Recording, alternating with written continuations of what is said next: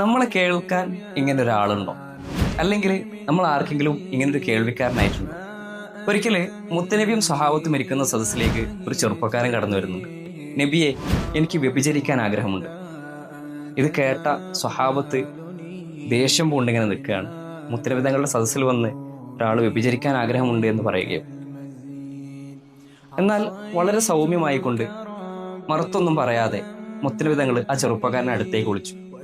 ശേഷം ചെറുപ്പക്കാരനോടായിട്ട് പറയുകയാണ്, ശരി, നിന്റെ ആഗ്രഹം പോലെ. എന്നാൽ ഞാൻ ഒന്ന് രണ്ട് കാര്യങ്ങൾ ചോദിച്ചോട്ടെ? ചെറുപ്പക്കാരൻ പറഞ്ഞു, അതേ നബിയെ, ചോദിക്കൂ. ശേഷം നബി തങ്ങൾ ആ ചെറുപ്പക്കാരനോട് ചോദിക്കുന്ന ഒരു ചോദ്യം, നിന്റെ ഉമ്മയെ മറ്റൊരാൾ വ്യഭിചരിക്കുന്നത് എനിക്ക് ഇഷ്ടമാവുമോ? ചോദ്യം കേട്ട ഉടനെ ചെറുപ്പക്കാരൻ പതറിപ്പോയി. രണ്ടാമത് ചോദിക്കുന്നത്, നിന്റെ മകളെ, നിന്റെ ഭാര്യയെയോ പെങ്ങളെയോ അതല്ലെങ്കിൽ നിന്റെ കുടുംബത്തിൽപ്പെട്ട മറ്റേതെങ്കിലും ഒരു സ്ത്രീയെയോ മറ്റൊരാളെ വ്യഭിചരിക്കുന്നത് നിനക്ക് ഇഷ്ടമാവുമോ എന്ന ചോദ്യത്തിൽ ആ ചെറുപ്പക്കാരന്റെ മനസ്സിൽ തറച്ച ഒരമ്പുണ്ട്.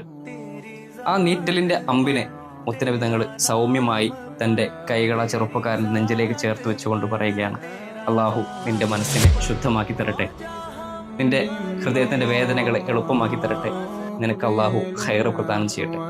ഇതാണ് കേൾവിയുടെ ധർമ്മം.